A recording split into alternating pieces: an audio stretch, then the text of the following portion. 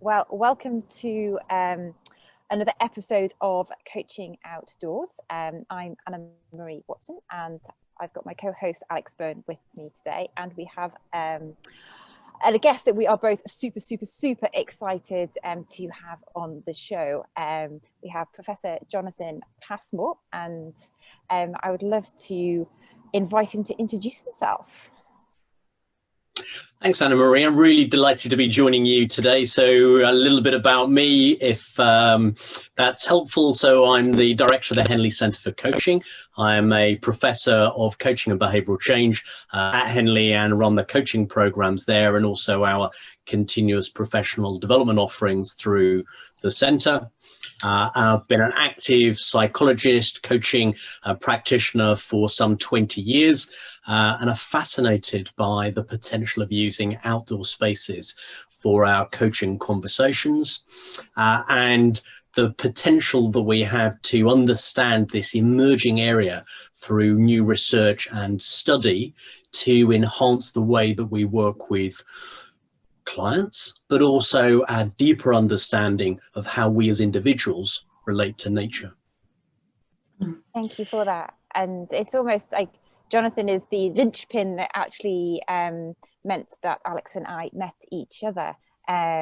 And just to kind of a bit of a background as to how we kind of both know Jonathan, I was presenting at the UK chapter conference a couple of years ago, doing a workshop which was encouraging kind of coaches to take their practice outside, which is clearly something I'm hugely passionate about. Though we started off indoors, and I remember going to check the room out to notice that kind of Jonathan's name was on the door. He was doing his presentation beforehand, of which I had like a massive imposter syndrome kind of flash going on.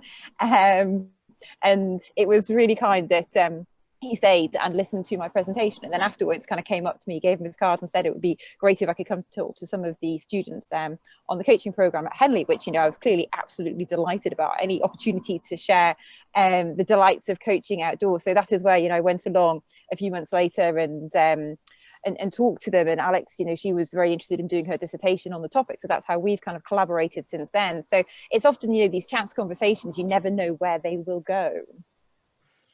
Yes, and I was lucky enough, Jonathan, to have you as my dissertation supervisor for my MSc, which was I was very honoured to have you as my supervisor. And yes, as Anna Marie said, my love for outdoor coaching is the reason why actually I started my MSc at Henley, and how, Jonathan, you and I met.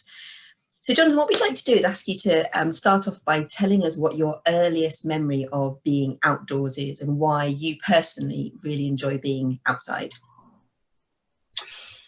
So if I think back to my childhood, we lived in a suburban town, and we were on the edge of that town, and just really at the back of our house were fields. And I can think back to very early memories, probably maybe 6 or so, and this is in the 1960s, of going out to play in the street, and also then going with friends to go over the fields. And the first field that was there was a horse was always in that field, and we used to sort of climb over the fence, and the horse was not particularly interested. But beyond that was a series of other fields that we would then go and explore, sometimes divided by hedges or little pieces of wooded area, and we would make camps in the ditches in the summer holidays.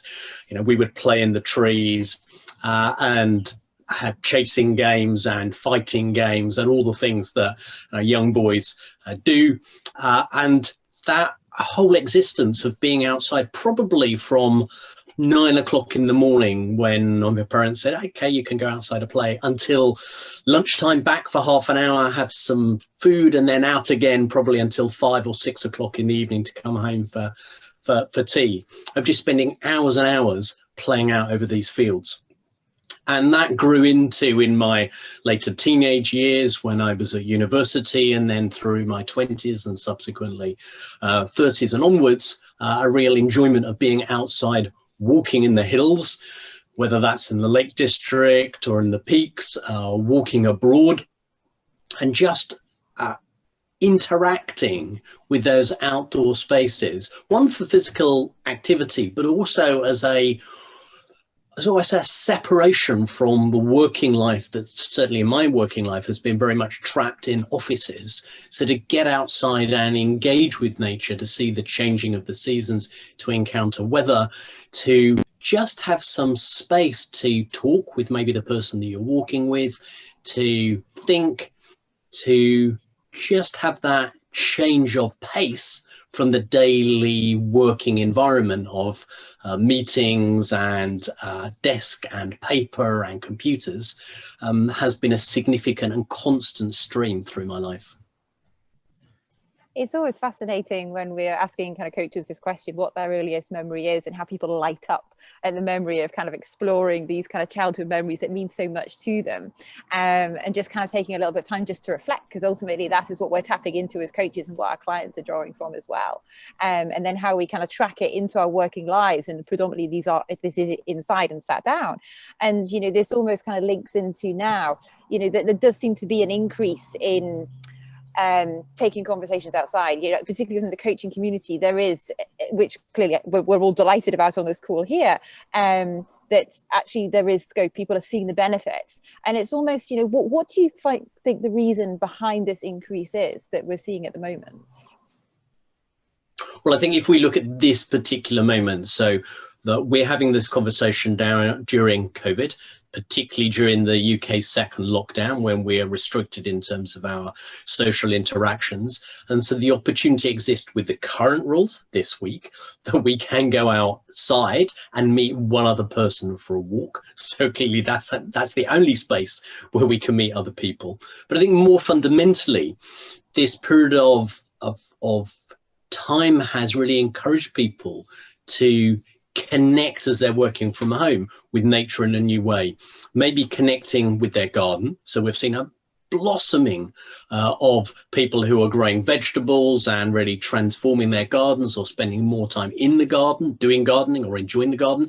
And also more people are getting outside to walk. So while I typically on a normal working day might be leaving the house at 7 or 7:30 to then drive into Henley or wherever I was driving, maybe to a client's for a consulting or a coaching piece of work, and then driving back of an evening, maybe at 6 o'clock, getting home at 7 o'clock. For much of the year, by the time that you come home, either it's dark, you have something to eat, the day is gone.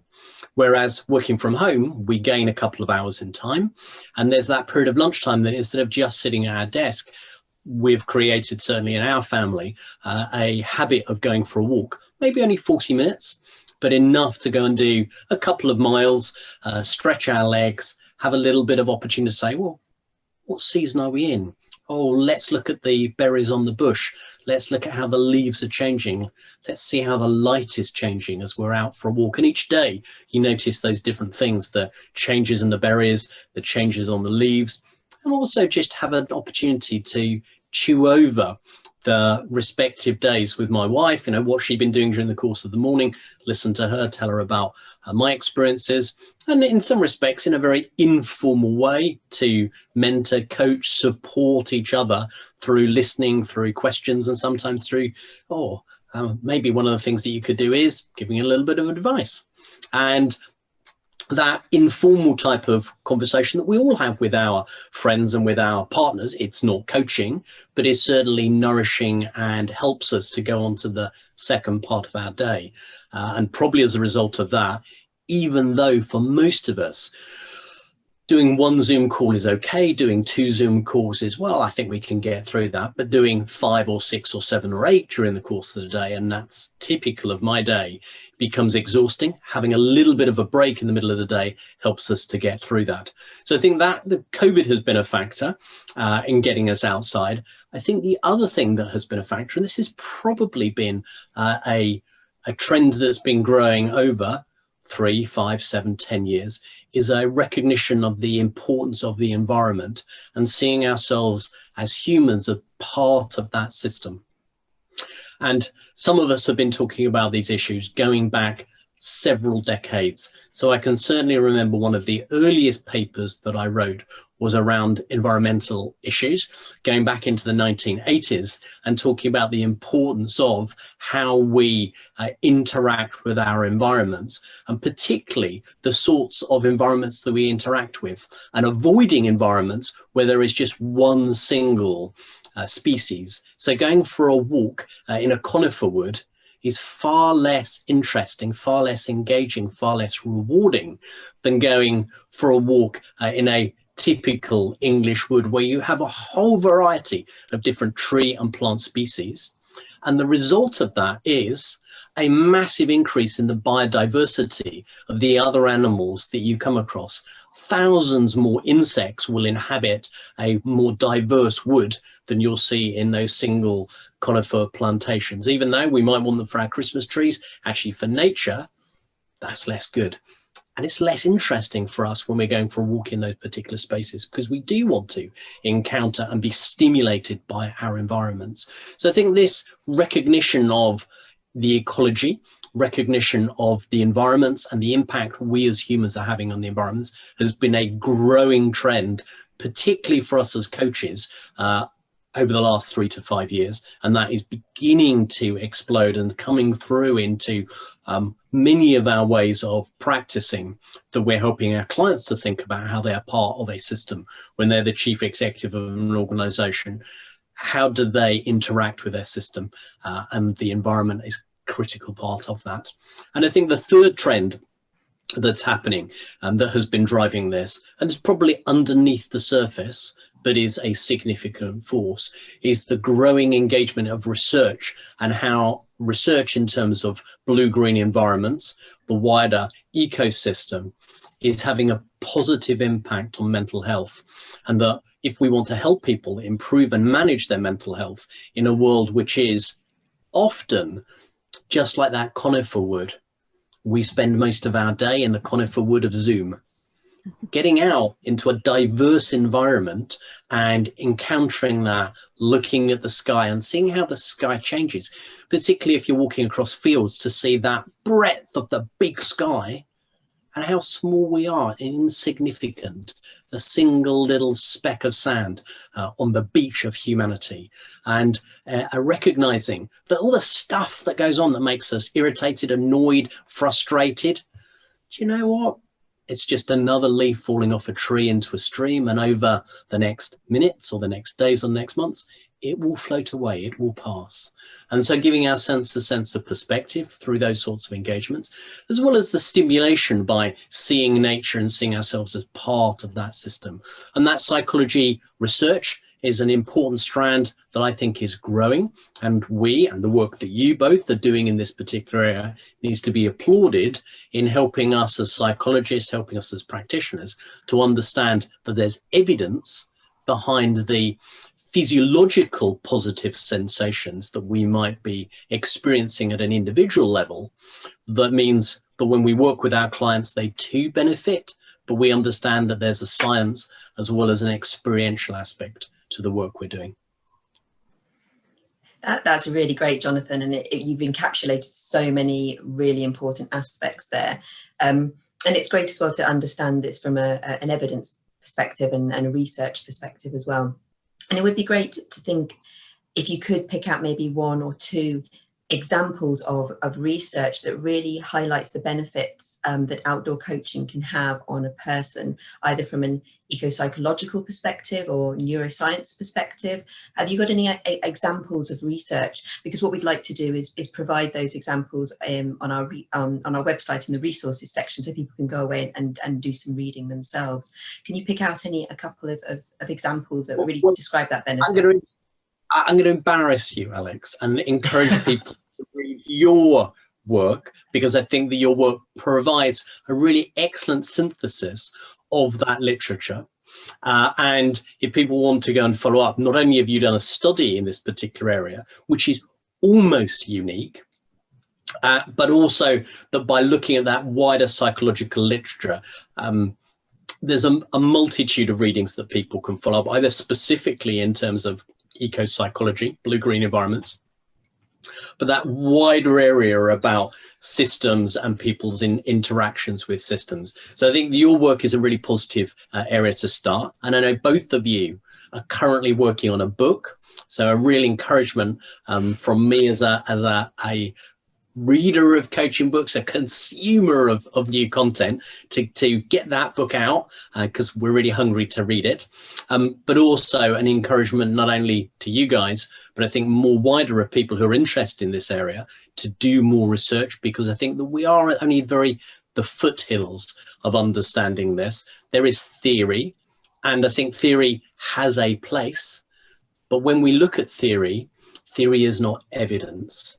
And the distinction between when we had a theory that it was possible to build a vaccine for COVID if we were able to do these particular interventions in taking some aspects of COVID-19 and the spike protein and teasing them apart, getting into the DNA, that in theory could build, but it was until we've had multiple attempts and 12 months of research, or 10 months of research, have led people to be able to produce the first vaccines and then provide some evidence through randomized controlled trials that these had positive effects. And what we'll see over the coming months, and no doubt people will listen to this several months in the future, they'll be saying, okay, actually there's differentiation between these, because the impact of that particular vaccine, this specific vaccine, has a more positive effect on this type of group, and there are likely to be differences between groups.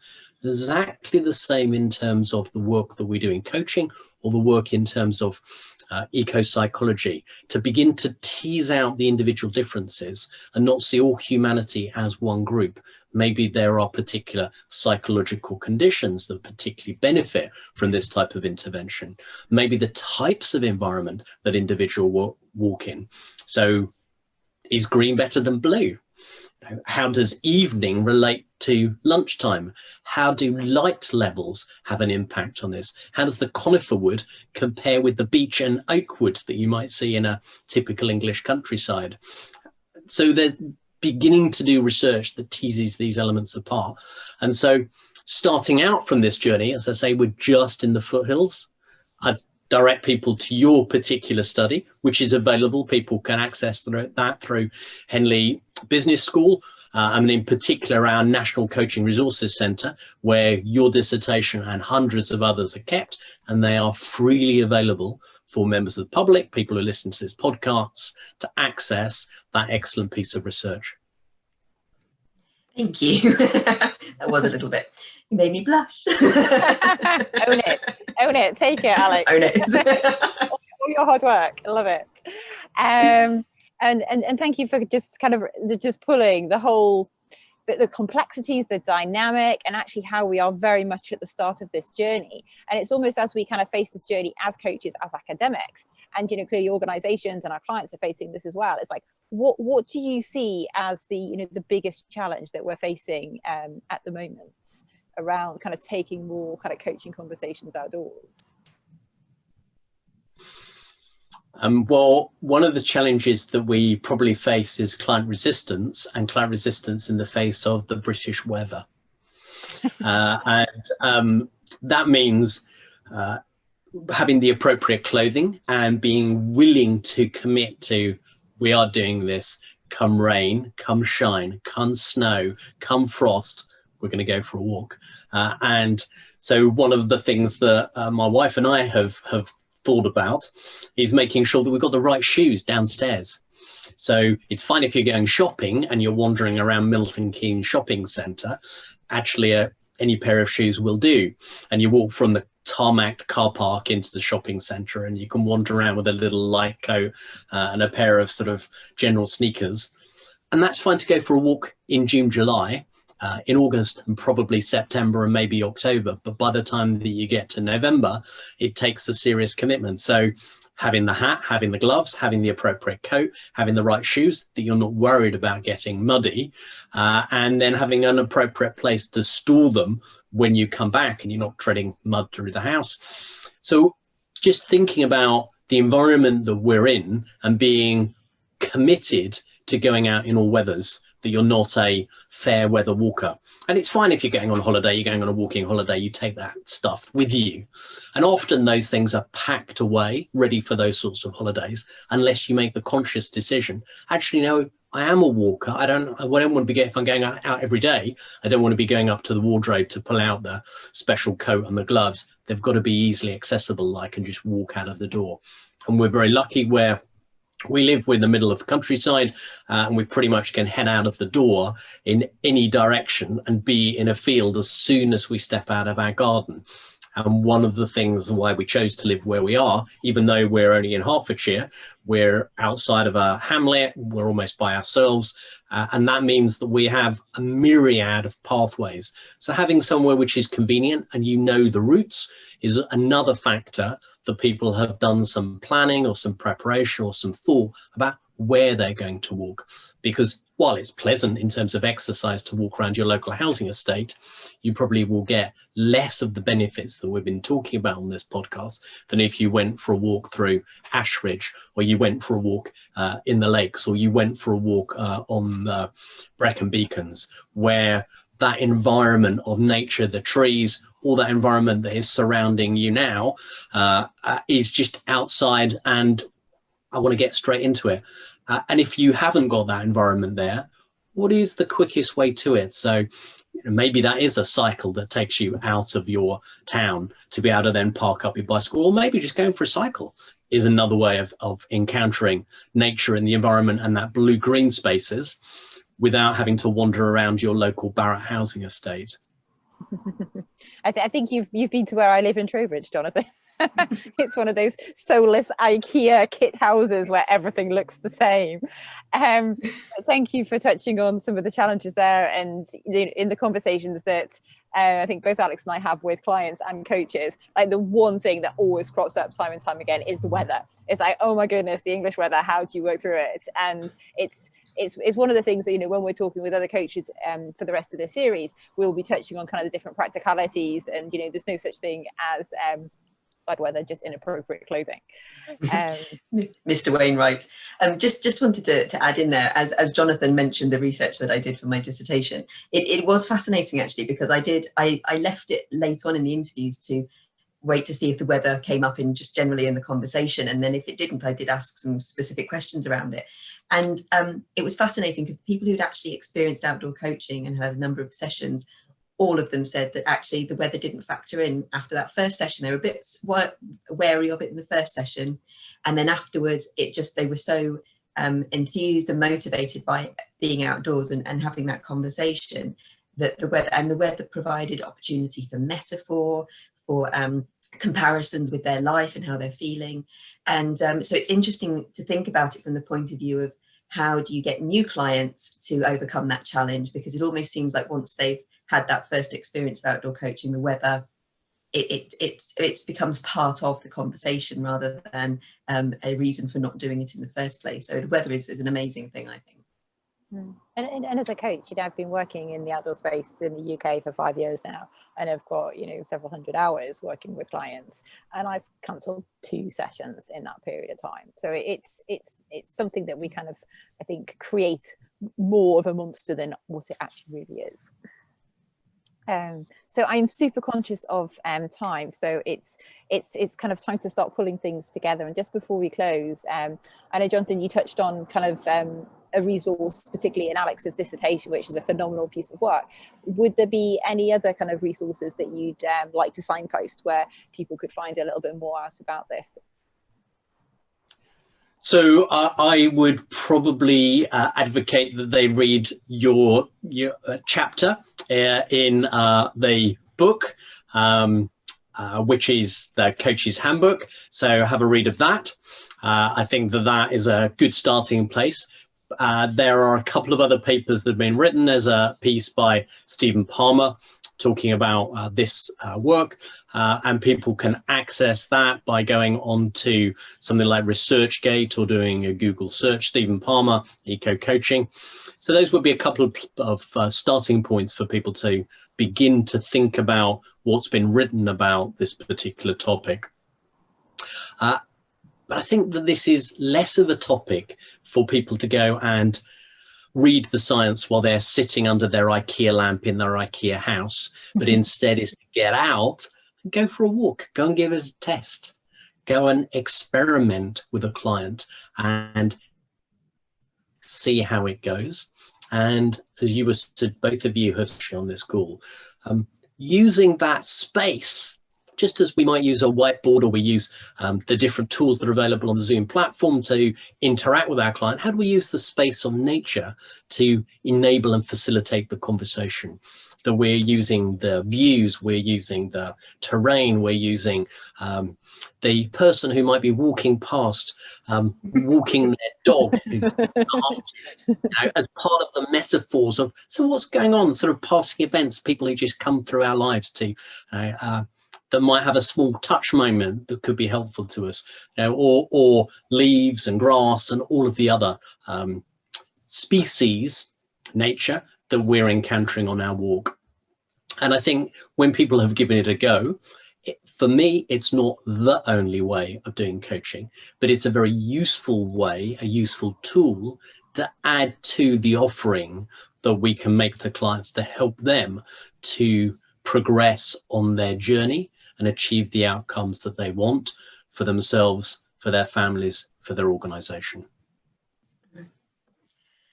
Thank you, Jonathan. You've touched on some wonderful topics here, and it's great because with the rest of the podcast series, the people that the guests we're interviewing will talk about quite specific topics that they've chosen, which really interest them in the world of outdoor coaching. And it's great to get this overview from you about the topic and how it relates to the eco environment around us, ecopsychology, and as we mentioned there, some of the challenges that might crop up along the way. But I love the sentiment of your last comment there about just getting out and trying it, and we Anna Marie and I advocate that quite a lot.